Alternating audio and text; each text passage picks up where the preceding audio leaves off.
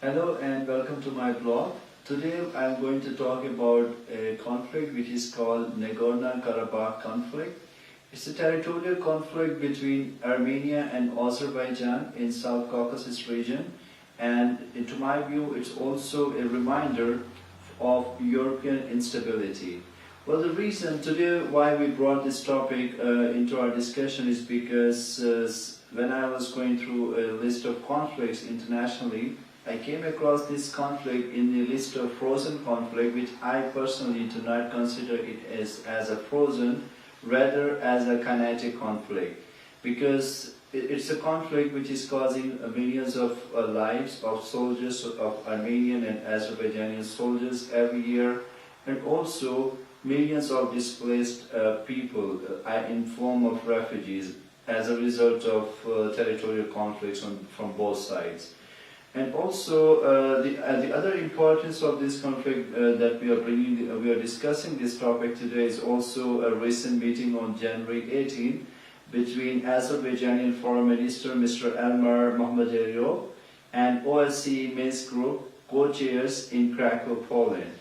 And also the reason why I'm also recalling about this conflict today is also because as I mentioned before, it's a conflict which is a kinetic in its form, because we have seen some conflicts in the past which we considered as frozen conflicts. For example, Transnistria, Abkhazia conflict, the conflict of Cyprus, and annexation of Crimea in 2014, which we in the West and also internationally people used to consider them as a frozen conflicts, but actually they are not in their form.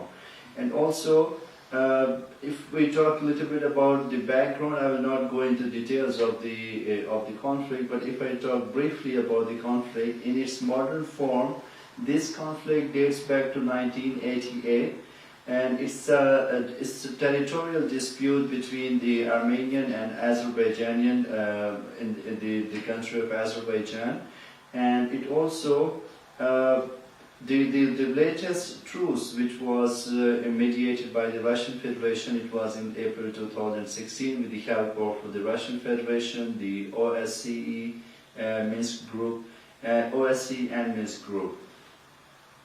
And also a little bit talking more in details about the background of this conflict, it has unfortunately also brought over 20,000 casualties of soldiers from both sides, millions of IDPs, incidents of genocide being reported on either side, and also there has been prevailed a situation of no war, no peace so far in this region.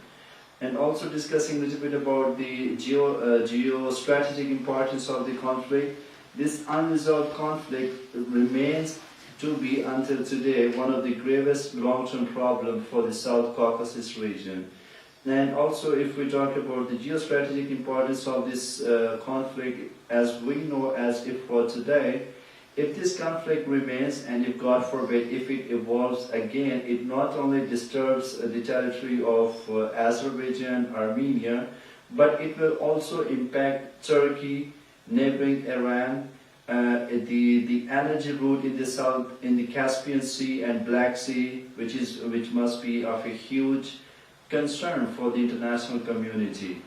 And also why I'm connecting this to the international community, because the international community is not paying as much attention to this conflict today as they are supposed to pay. We have also seen that, I will also quote a recent quotation from Mr. Richard Gregosian, who is a co-founder of Regional Studies Center and also a visiting professor at both College of Europe in Natalie and Yerevan State University.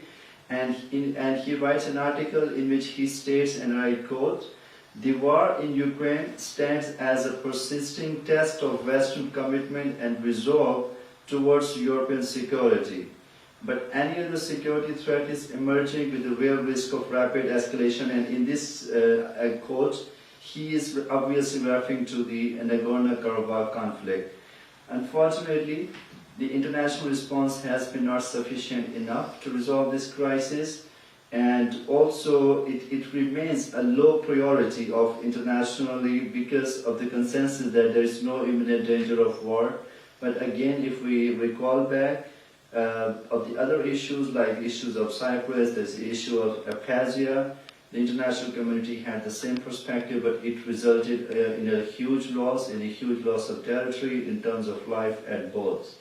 And talking now about the solution, and on my take on this whole issue is, number one, of course, there is no sustainable settlement through military means. We need to bring the political elites from both sides on a negotiation table along with the help of existing Minsk group, the OSCE group, the Russian Federation, the regional partners like Iran and Turkey, because they are going to be affected as well.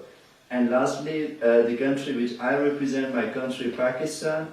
Pakistan has a clear stance. Pakistan, of course, wants a peaceful solution to the conflict. Obviously, we do not maintain any diplomatic relations. We also don't recognize Yerevan up till today. However, and we have a strong support for Azerbaijan, and we also want the resolution to this conflict under UN resolution on Karabakh. So thank you so very much, and see you next time. Bye.